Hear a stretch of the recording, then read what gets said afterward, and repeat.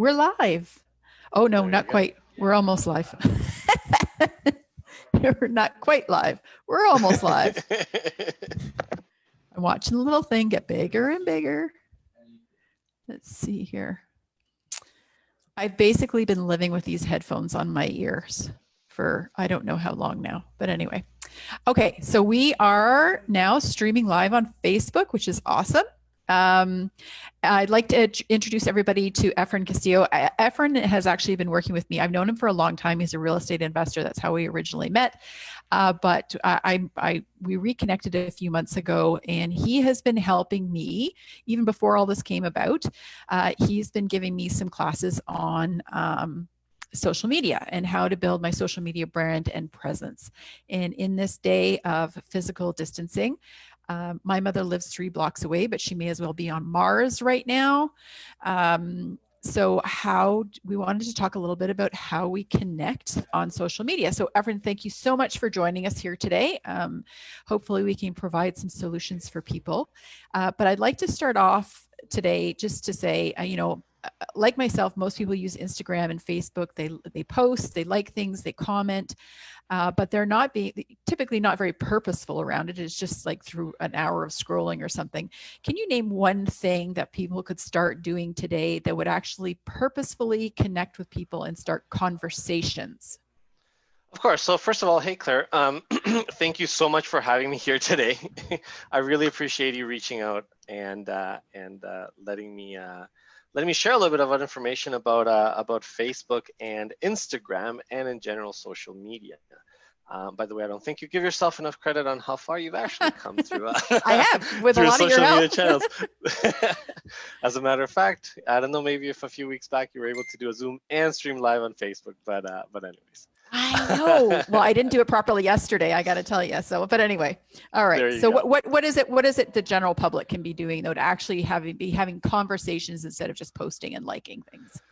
So something that I always tell people is the fact that all this digital world, everything that's digital is trying to simulate our real world.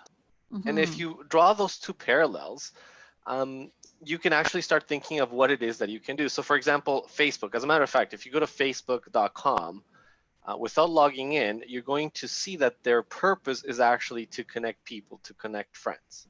So that is what they want to do, right? So if you draw a parallel that to, say, a party. If you go to a party, say there's 100 people there, and you sit back, chances are that you're not going to be striking a conversation with anybody. So you want to be active. Right, to answer that question, you want to be active, you want to be participating into conversations. If you sit back, nobody's going to come and say hi to you. If you actually want to build a connection with anybody in the room, and again, I'm drawing that same parallel between the physical and the digital world. If you want to be active, you actually have to participate. You actually have to go, shake some hands. Obviously, with this whole thing, maybe not as much anymore. We'll be doing this. Wave at least, wave. But there you go, wave. Do a little, But anyways, whatever it is that you do, you want to insert yourself into that conversation. You want to ask questions, react to it, and I think we sometimes forget that. Sometimes we go onto our phones or our computers, we scroll through feeds, we look at pictures. And we forget that these platforms were built with us connecting in mind, right? So making sure we comment, we like, if we enjoy somebody's content, maybe even send them a message. Tell them, you know what, whatever it is that you said here, or that picture of that puppy was so beautiful. Is that your puppy, right? Yeah, if you want to purposely connect with people through social media, take that to the outside world. And what would you do in a regular meeting, if you will, in a regular setting, and see how that can actually apply to your social media interactions. Okay, so and I just want to make sure I'm fully understanding this, because that's actually a bit of a real aha for me. And I spend hours on social media. I get in trouble for it all the time. But it's the difference between me walking by somebody on the sidewalk and going, nice shoes, which is a like or a comment, and nice shoes. Where did you get those, and why did you choose them? Absolutely. And, okay. And I think those are and you could even see it as steps, right? There's a lot of people that are in social media and completely sit back, right? You just literally scroll through your feed, not even like or not even comment. So if you're in that group, maybe the first step would be to actually start engaging a little bit more, right? Maybe liking or comment. After that, maybe actually sending somebody a message or actually asking a question to engage into that conversation within that comment. Hey Claire, love those shoes. Where'd you get them? I think And immediately, go sorry, go ahead. You go. You're the one that's important here. Oh no, you know what? We're everybody that's listening to this important. You're True. important. We're all important. We're all important, but I want to There hear you what you go. have to say. No, so when you comment on somebody's feed, of course, or somebody's post, they will get a notification, right? And that can actually start that conversation with that person. Fair enough. No, fair enough. And I think I totally forgot what I was going to say when I interjected, so we'll go on to the next question. Awesome. Okay, so I have all sorts of people in my friends list. I have people that I worked with a long time ago. I have people from high school. I have people, but here's the thing: there are like the work people, I might not want them to see certain things that I post. Is there a way to sort of filter out who sees what posts and how do we do that? Yeah, so talking about Facebook, first of all, you can actually create lists of friends. So if you're on your computer, on the left-hand side, there's that explore, there's a little explore subtitle. If you hit more, it's almost all the way to the end. It says friends list. So basically you can segment people, or you can add people in different rooms of the different kind of people that you actually have in your friends list, right? So for example, I have coworkers, I have high school friends, I have friends that I met in Ecuador, I have friends that I've met here in Canada through university, I have family. And then when I'm about to post something, I can actually choose, right? So say if I'm posting something, something that I only want my coworkers or people that are somewhat related to work to see, I can actually choose that. And the cool thing about it is that not only can you choose who, or rather which group, but you could actually exclude people. So say, for example, I'm posting something that I want my family to see, except for my Uncle Bob. By the way, Uncle Bob is a fictitious name. Any similarities to reality are pure coincidence. No. So say I want to post something that I want my family to see, but not Uncle Bob. So I can actually choose the group family, right? Exclude Uncle Bob. Okay. Because I've had situations where like I want to post something that is kind of an adult joke, but I don't want my cousin's kid, who's also on my friends list, it's part of my family, to get it because it's, maybe inappropriate for them. So, okay. So that's perfect. So friends lists.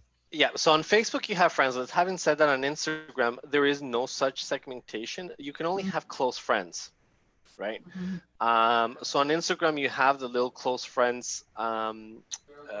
You can actually choose who your close friends are, and you can share, for example, a story just to those close friends.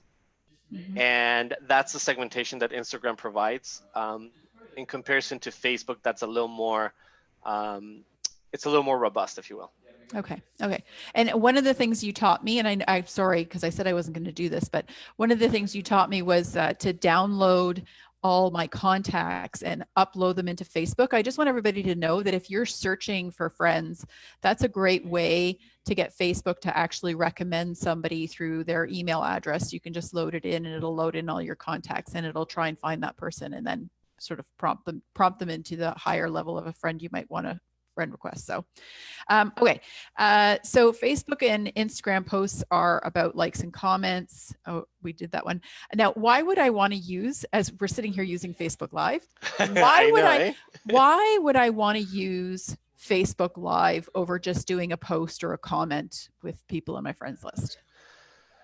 So that's a fantastic question.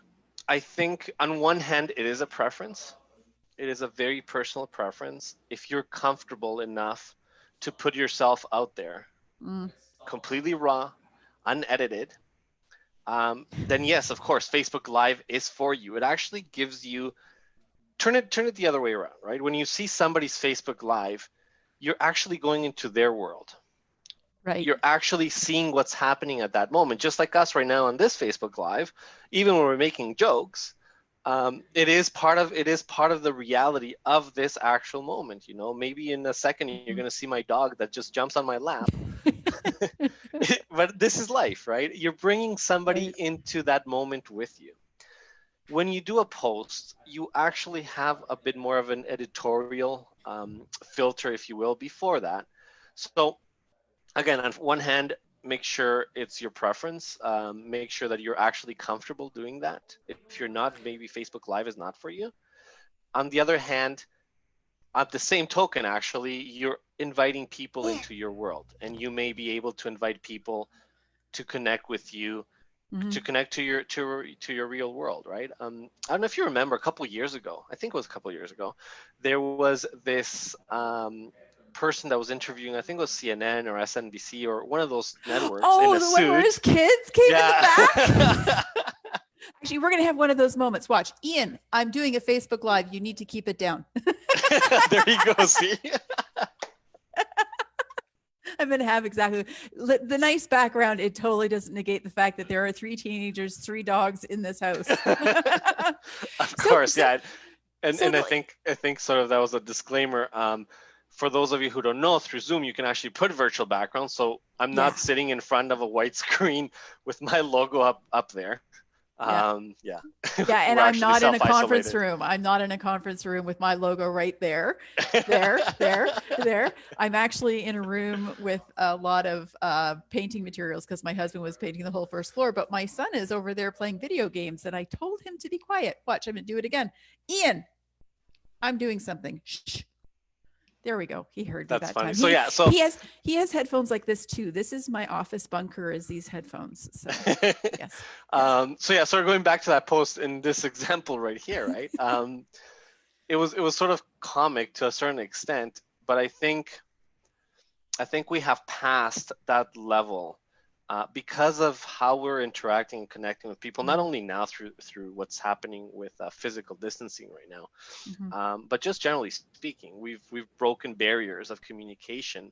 I could speak to my father who's in South America right now, and we can actually have a conversation, and that relates to the live, right? A live is actually bringing that essence, that rawness, if you will, into the conversations that you may want to have.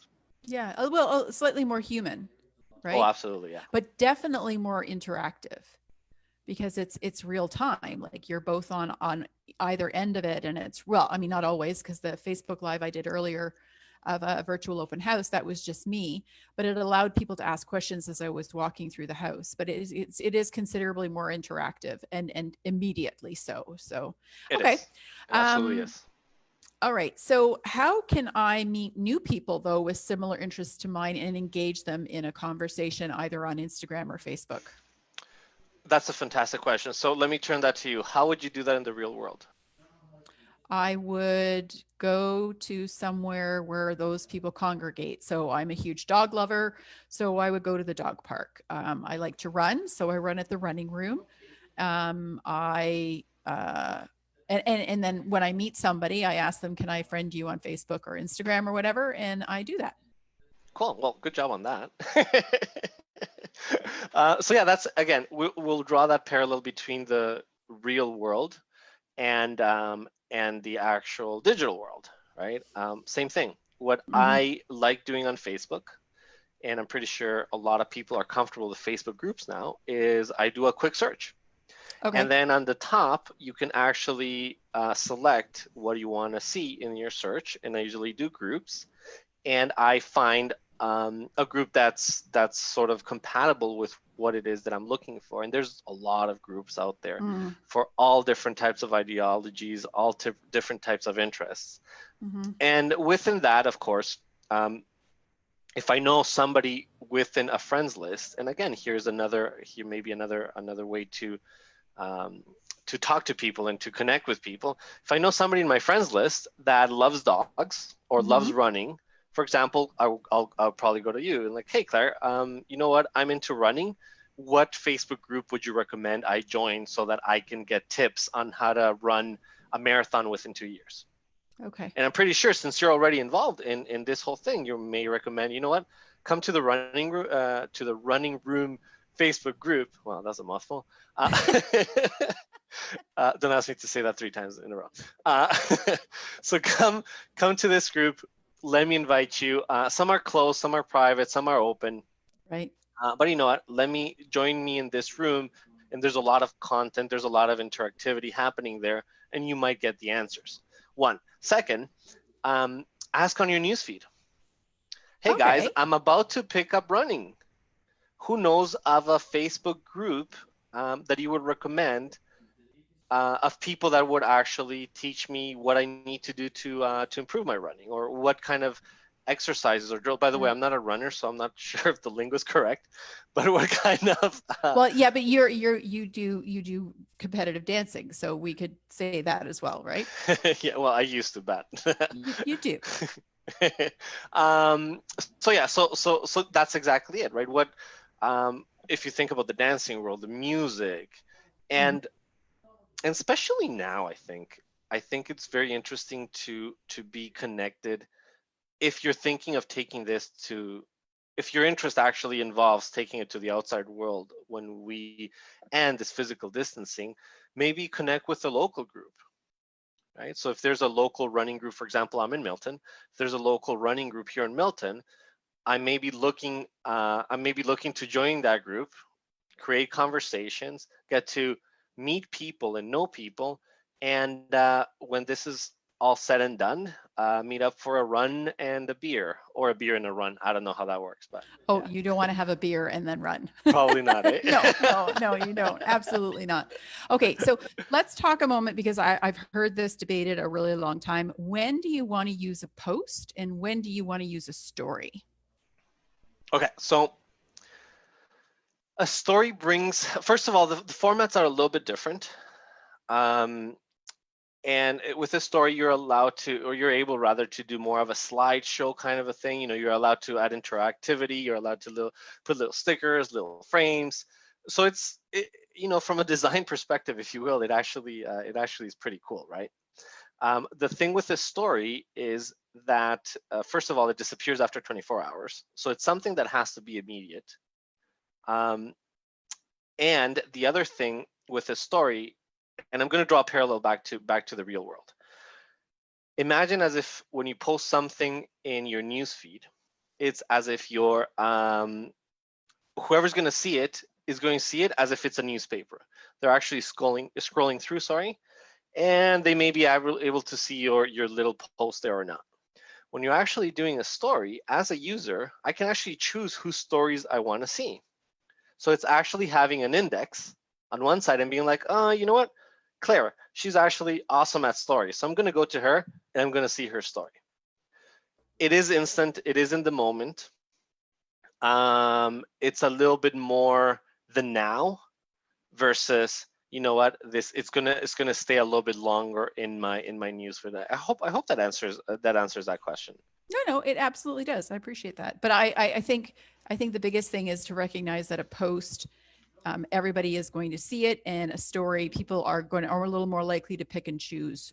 So if you're actually trying to engage people, you might, I don't know, maybe not for everybody, but you might want to do a post that refers to something in a story to try and get people. I don't know. I don't know. At the end of the So day, it's a conversation.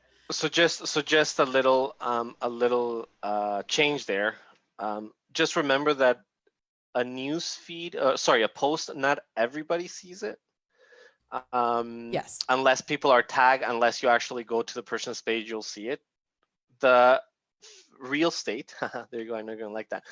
The real estate we have on our feed is very limited, so Facebook chooses what it is that we could see, right? And we're gonna scroll. So say if you and I, so Facebook recognizes that you and I interact a lot on Facebook over the platform, that you like my post, I like your post. Chances are that if you post something, they're gonna show it on my feed, right? Which is just a small thing, that not everybody's going to see your post. So if you post something, and again, assuming you let Uncle Bob see it, if Uncle Bob is not don't be I'm losing my words here, thinking of Uncle Bob. Don't be so if Uncle Bob may actually not see it, so don't be angry if Uncle Bob doesn't comment on the store on the post that you just put up. Don't be offended. I get it. Offended. That's the word I was looking for. Thank you. But so then what you should do is if there's a particular person that you want to see a specific post because you want to make sure that you're having a conversation with them about that virtually, then you should be tagging them in it. Absolutely. And I'm so proud of you, Claire. I'm learning. There you go. Okay. So, okay. So now we're on Zoom and this is my new toy is Zoom, and we're Zoomed and we're feeding into Facebook Live, which is just absolutely amazing. And we're recording this call, but for the layman, where will Zoom and things like Google Meet work into this physical distancing environment that we have? I've seen some interesting posts out there of people like playing cards. And anyway, you're the expert. Enlighten us. You know, same thing as everybody, right? Everybody, all of us that are safe isolating, which I hope is a grand majority of people watching this right now. As human beings, we still crave contact, right? We still crave that interaction, that conversation. We're so lucky that we're in this digital age, in this technological age where we have all these tools at our disposal. I've seen people have dinners, play games. I recently, I don't know, there's another website that came out. It's called Netflix Watch Party or something like that, where you can all register and you can all watch a Netflix movie together because it starts at the same time. That's amazing. Could you imagine, really cool. Like even 15 years ago, if we were in this situation? I don't even want to imagine. Yeah, it's quite amazing, and not only is there Zoom now. Zoom is being more, I guess, advertised because of the ease of use. But I know I used to use FaceTime a lot, right? You have it on your phone. If somebody else has an iPhone, you can do a FaceTime. Google Hangouts as well. I know there's Google, I think it's Meetwork, which is more the work version of Google Hangouts. There's Facebook Messenger that also has video calls. I think the application of video has been immense, and I truly think it's helping us get through this, through what we're going through right now. I would totally agree. And for anybody who missed it, I had a post a little while ago because I know my son who's in high school, he's taking virtual classes, and not every house has a laptop to accommodate every member of their house, either that through physical distancing. If you do have a PlayStation though, or an Xbox that has Wi-Fi capabilities, you go to my Facebook page. There is a post about this.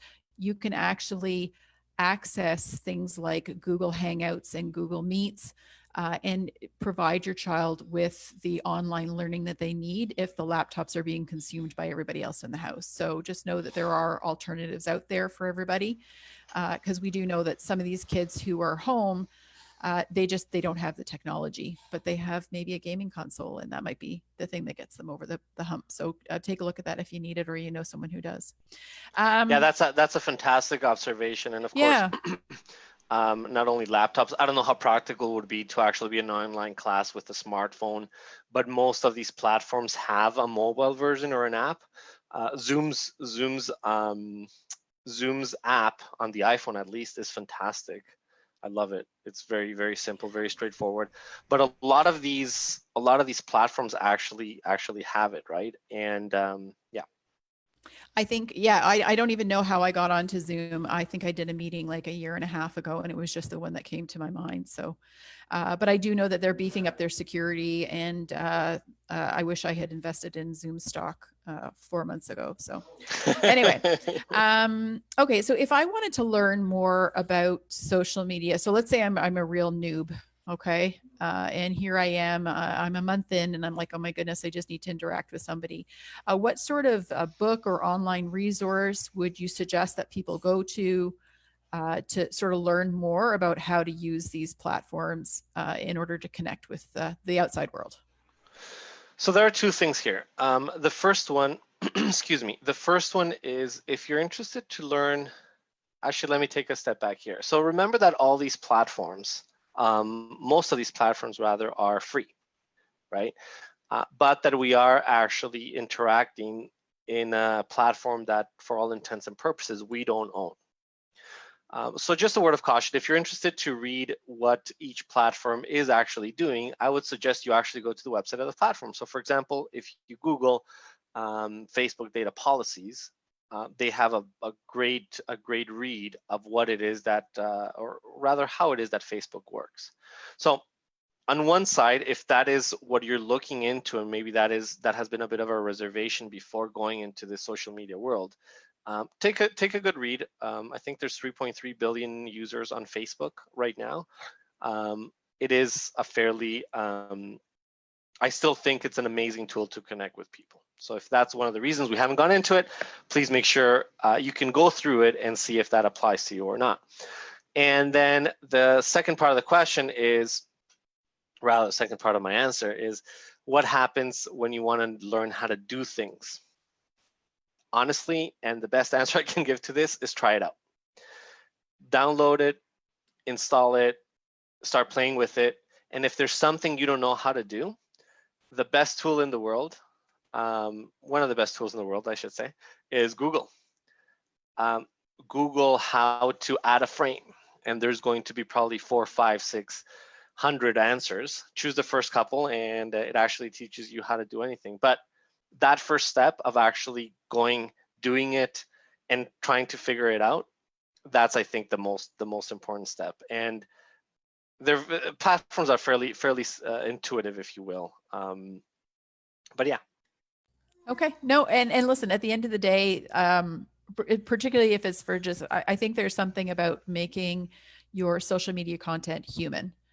So, you're trying to connect with people. So that authenticity. And if the reality is, I mean, I know my first Facebook Live, I literally, the wind was blowing my hair in my face and it was just totally out of control. My kid's over there and I'm going to kill him in a few minutes. It's part and parcel of that learning curve. So, okay. So one thing, for everybody who's here today, I want you to know, Efren has been working with me on my business. I know he's helped a lot of other entrepreneurs. He's going to be back again next week, but he's going to be taking it from a business perspective, helping business owners to create, maintain their business brand during this time of physical distancing, and perhaps the bricks and mortars of our businesses are closed, but we are still essentially to some extent open to provide advice to support our clients. So we really look forward to that. But also I just want to say that I think the big thing I took away from this today, Efren, is as laymen, we use our social media as a way to look out at the world and to show people the things that we do. And we need to change our mindset around this, that this is actually a conversation. And exactly like you said, like, how would you connect with somebody when you're walking down the sidewalk? If you want to actually connect with them, just walking past them and looking at them in the face and saying those are nice shoes is not enough. So everybody just consider that this is a time where some people are alone in their house, they're struggling, and just connect with them. Come from my business coach said something great today on a call. She said it's the economy of kindness. Oh, I love that. I know. Isn't that amazing? That. Her name is Marianne Gillespie. Amazing. This is the economy of kindness. Our currency right now for a lot of people who are not working or who are non-essential services, our currency right now is our empathy. And social media is a great way to take that to another level. So go beyond just looking at people's posts and liking and commenting, like actually start a conversation, because that might be the only interaction somebody has that day. I challenge you all to find somebody one a day to just say, how are you doing? And we're in this together. Yeah.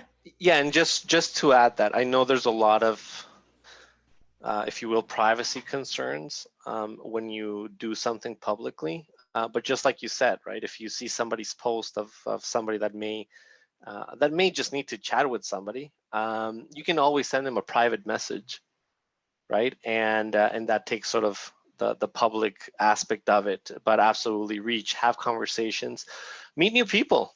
Absolutely.